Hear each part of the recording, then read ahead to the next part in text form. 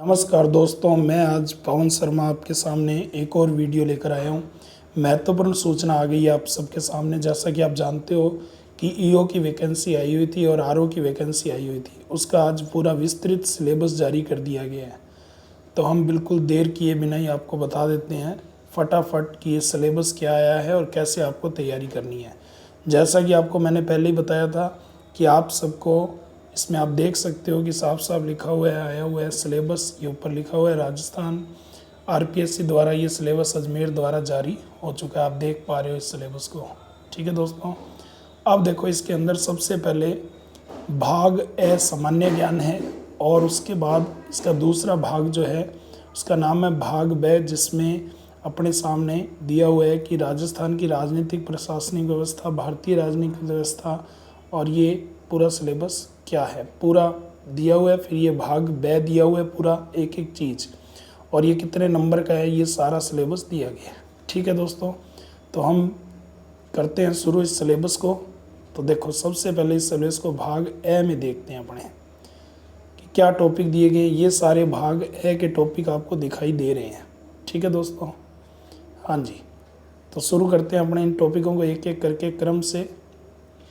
तो देखो सबसे पहले आपके सामने दिया है राजस्थान के प्रागैतिहासिक स्थल, यानी कि इसके अंदर ताम्र पाषाण एवं कांस्य युगीन सभ्यताएं। तो पहला जो टॉपिक है ये अपने सामने दिया हुआ है।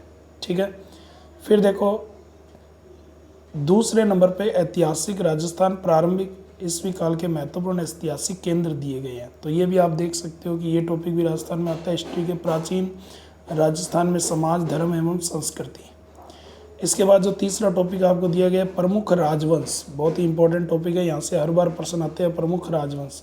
तो यहाँ पे प्रमुख राजवंश कौन कौन से दिए हैं देखो आपके सामने ये दिए हुए हैं कि नंबर 1 गोहिल, फिर प्रतिहार, उसके बाद चौहान, परमार, राठौड़, सिसोदिया, ठीक है, कछवाहा, ये सब दिए हुए हैं आपके सामने, यानी कि टोटल राजस्थान के वंश दिए हुए हैं आपके सामने।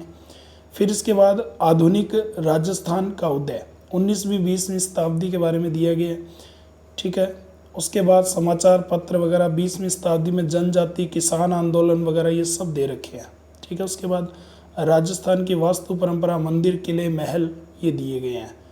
ठीक है, चित्रकला वगैरह दिए गए हैं, शैलियाँ, हस्तशिल्प ये सब है। उसके बाद प्रदर्शन कला, ठीक है, शास्त्रीय संगीत है, शास्त्रीय नृत्य है, लोक संगीत है, वाद्य यंत्र है, लोक नृत्य है, नाट्य है, भाषा एवं साहित्य, राजस्थान की बोलियां हैं, राजस्थानी भाषा साहित्य एवं लोक साहित्य है, धार्मिक जीवन है, धार्मिक समुदाय है, राजस्थान में संत संप्रदाय है, राजस्थान के लोक देवी देवता भी हैं, राजस्थान में सामाजिक जीवन में मेले एवं त्यौहार है, सामाजिक रीति रिवाज है, परंपराएं है, वेशभूषा है, आभूषण है, राजस्थान के प्रमुख व्यक्तित्व हैं, लोक संगीत है, लोक नृत्य, वाद्य यंत्र, आभूषण है, राजस्थान की संस्कृति, परंपरा, विरासत, महत्वपूर्ण ऐतिहासिक पर्यटन स्थल। तो देखा जाए तो इसमें राजस्थान की संपूर्ण संस्कृति को समावेशित कर दिया गया है, हिस्ट्री को समावेशित कर दिया गया है।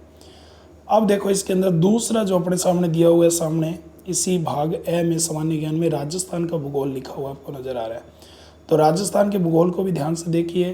प्रमुख भू आकृतिक प्रदेश और उनकी विशेषताएं, यानी कि भौतिक क्षेत्र और परिचय दिया गया है। जलवायु की विशेषता आपके सामने दूसरा टॉपिक दिया हुआ है। ठीक है, प्रमुख नदियां और झीलें दी गई हैं, प्राकृतिक वनस्पति और मृदा दी गई है, प्रमुख फसलें दी गई हैं, प्रमुख उद्योग दिए गए हैं, सब राजस्थान के। प्रमुख सिंचाई परियोजनाएं दी गई हैं, जनसंख्या वृद्धि दी गई है, खनिज, ऊर्जा संसाधन, जैव विविधता, पर्यटन, परिपथ और खनिज संपदाएं, ये सारे टॉपिक इसमें दिए गए हैं। अब देखो इसके बाद आगे क्या दिया गया है। फिर इसके बाद दिया गया भारतीय संविधान, राजनीतिक व्यवस्था एवं शासन प्रणाली।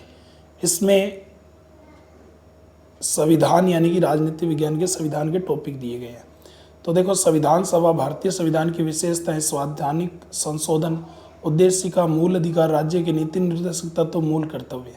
फिर भारतीय राजनीतिक व्यवस्था, राष्ट्रपति, प्रधानमंत्री, मंत्रिपरिषद, संसद, उच्चतम न्यायालय और न्यायिक पुनरावलोकन। भारतीय निर्वाचन आयोग, नियंत्रक एवं महालेखा परीक्षक, नीति आयोग, केंद्रीय सतर्कता आयोग, लोकपाल, केंद्रीय सूचना आयोग एवं राष्ट्रीय मानवाधिकार आयोग। फिर है संघवाद, भारत में लोकतांत्रिक राजनीतिक गठबंधन सरकारें, राष्ट्रीय एकीकरण। ठीक है, फिर इसके बाद देखो यहाँ ध्यान से ये आपके सामने दिया गया है राजस्थान के राजनीतिक एवं प्रशासनिक व्यवस्था, यानी कि यहाँ पे आपको राजनीतिक व्यवस्था राजस्थान की भी पढ़नी है। राज्य की राजनीतिक व्यवस्था जैसे राज्यपाल, मुख्यमंत्री और मंत्री परिषद, राजस्थान विधानसभा, उच्च न्यायालय, ये भी पढ़नी है। राज्य की प्रशासनिक व्यवस्था भी पढ़नी है, जिला प्रशासन, स्थानीय स्वशासन, पंचायती राज संस्थाएं। फिर ये राजस्थान लोक सेवा आयोग, राज्य मानवाधिकार आयोग, लोकायुक्त, राज्य निर्वाचन आयोग, राज्य सूचना आयोग। तो टोटल ये राजस्थान वाला जो संविधान का पोर्शन है, इसके अंदर पूरा राज्य का प्रशासन का ये भी पूरा पढ़ना है आपको, ठीक है। अब देखो इसके बाद नीचे दिया है लोक नीति एवं अधिकार, लोक नीतिक विधिक अधिकार, नागरिक अधिकार पत्र, राजस्थान लोक सेवा गारंटी अधिनियम 2011, ये भी है। फिर यहाँ ध्यान से देखिए समसामयिक घटनाएं, ये भी दी गई हैं। तो समसामयिक घटनाओं में देखो राजस्थान भारतीय अंतर्राष्ट्रीय महत्व की प्रमुख समसामयिक घटनाएं मुद्दे, यानी कि आपको राजस्थान तो पढ़ना ही पढ़ना है, साथ में भारत भी पढ़ना है और अंतर्राष्ट्रीय महत्व के प्रमुख समसामयिक मुद्दे भी पढ़ने हैं। देखा जाए तो राजस्थान के साथ सारा भारत और पूरा अंतर्राष्ट्रीय मुद्दे सभी इसमें शामिल किए गए हैं, ठीक है दोस्तों। वर्तमान में चर्चित व्यक्ति, स्थान, संस्थाएं और खेल एवं खेलकूद संबंधी गतिविधियां, तो पूरा करंट जीके आपको तैयार करना है अच्छी तरह से, ठीक है दोस्तों।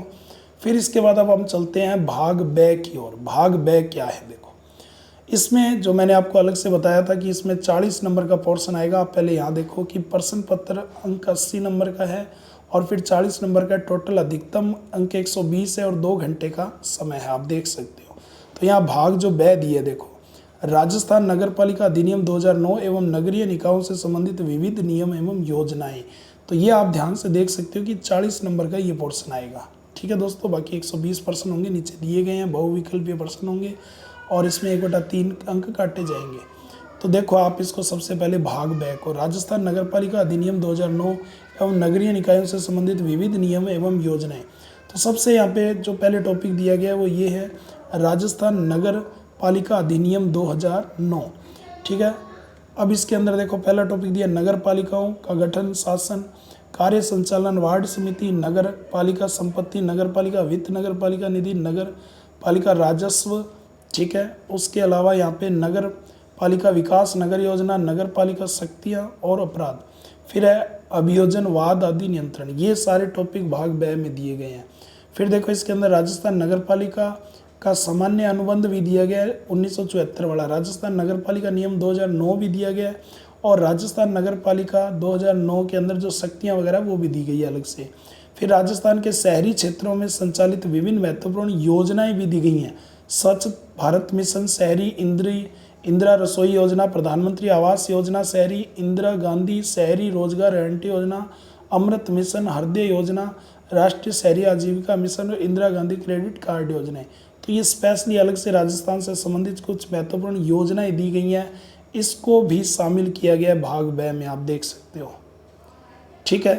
फिर इसके बाद परीक्षा योजना एवं पाठ्यक्रम है। प्रतियोगिता परीक्षा में नीचे विषय प्रश्न पत्र होगा जो वस्तुनिष्ठ होगा और इसमें अधिकतम 120 अंक का होगा प्रश्न पत्र, ठीक है, स्नातक स्तर का होगा। इसमें जो स्तर दिया गया ये भी आप देख लो कि BA लेवल का प्रश्न पत्र का स्तर होगा, इसको अच्छी तरह से देख लो। कई जने कहते हैं 10वीं होगा, 12वीं होगा, लेकिन इसमें ध्यान से देख लो BA, और इसमें ग्रेजुएशन ही मांगी गई है, लेवल भी वही रखा गया है। अब देखो इसके बाद सामान्य ज्ञान, भारतीय संविधान, राजनीतिक व्यवस्था, ये सारा इसमें भाग ब दिए गए हैं और नेगेटिव मार्किंग होगी, ये भी आपके सामने लिखा हुआ है, 1/3 नेगेटिव मार्किंग होगी, ठीक है दोस्तों। तो ये पूरा सिलेबस है, तो आप देख सकते हो कि अच्छी तरह से तैयारी करनी है इसको। तो अपने भी इसके बैच दे रहे हैं, तो आप आज ही ज्वाइन कर लो, ठीक है, श्री आदित्य क्लासेज अनूपगढ़। और इसी तरह की न्यूज़ पाने के लिए हमें सब्सक्राइब कर लो ताकि आपके पास सबसे पहले ऐसी न्यूज़ आ सके, ठीक है दोस्तों। तो आज के लिए इतना ही, अगली बार फिर मिलेंगे, तब तक के लिए नमस्कार, जय हिंद दोस्तों, जय भारत। ओके दोस्तों।